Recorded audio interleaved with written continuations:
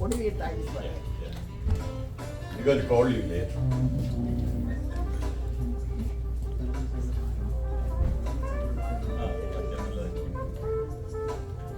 നമുക്ക് എല്ലാവർക്കും അറിയാം, പൊന്നി ചേച്ചി വളരെ സന്തോഷമായിട്ട് എല്ലാവരെയും വിളിച്ചതാണ്.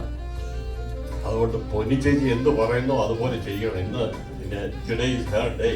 കൊച്ചുമോൻ്റെയാന്ന് പറഞ്ഞാലും അവിടെ എന്ത് പറയുന്നു എല്ലാം കേൾക്കാനും സഹിക്കാനും നമ്മൾ ബാധ്യസ്ഥരാണ്. അതുകൊണ്ട് നമുക്ക് അങ്ങനെ അങ്ങോട്ട് നടക്കാം. അപ്പൊ പുള്ളിക്കാരത്തിയുടെ ഏറ്റവും പ്രിയപ്പെട്ട എപ്പോൾ ചോദിച്ചാലും 100 നാക്കാണ് ഡോക്ടർ ജയറാം എന്ന് പറയുന്നത്. ഈ ജയറാം ആരാന്ന് ഞാൻ ഇപ്പൊ പറയുന്നില്ല എന്ന് പറഞ്ഞാൽ എന്തോ ഒരു ശങ്ക അതിനകത്ത് എല്ലാവർക്കും ഉണ്ടെന്ന് തോന്നുന്നു. ഒന്നുമില്ല, അദ്ദേഹം ഞാൻ ഹ്യൂസ്റ്റണിലെത്തിയപ്പോൾ എനിക്കൊന്ന് 40 വർഷമായി കാണും. അദ്ദേഹം കൂടുതലായി കാണും ഹ്യൂസ്റ്റണിൽ ആയിട്ട്.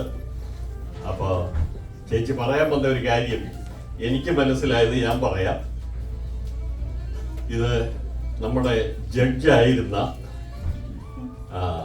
ഡോക്ടർ, ഞാൻ പറഞ്ഞത് തെറ്റാണെങ്കിൽ തിരുത്തണം, ജഡ്ജായിരുന്ന കുഞ്ഞിരാമൻ, ജസ്റ്റിസ് കുഞ്ഞിരാമൻ വൈദ്യർ.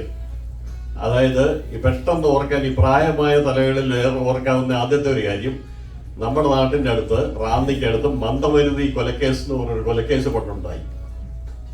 ആ കൊലക്കേസിന് വിധി പറഞ്ഞ ജഡ്ജിയായിരുന്നു ജസ്റ്റിസ് കുഞ്ഞിരാമൻ വൈദ്യൻ.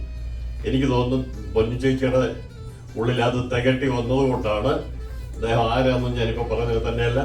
അദ്ദേഹത്തിൻ്റെ അനുജൻ ഭരത് ഭൂഷൺ IAS നമ്മുടെ ചീഫ് സെക്രട്ടറി ആയിരുന്നു കേരളത്തിൻ്റെ.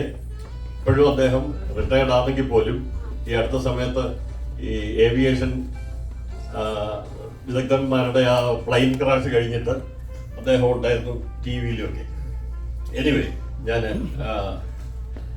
വളരെ എളിമയോടെ ഞാൻ ഡോക്ടർ ജയറാം സാറിനെ വിളിക്കുകയാണ്. ജസ്റ്റിനൊരാശംസ പറയാം.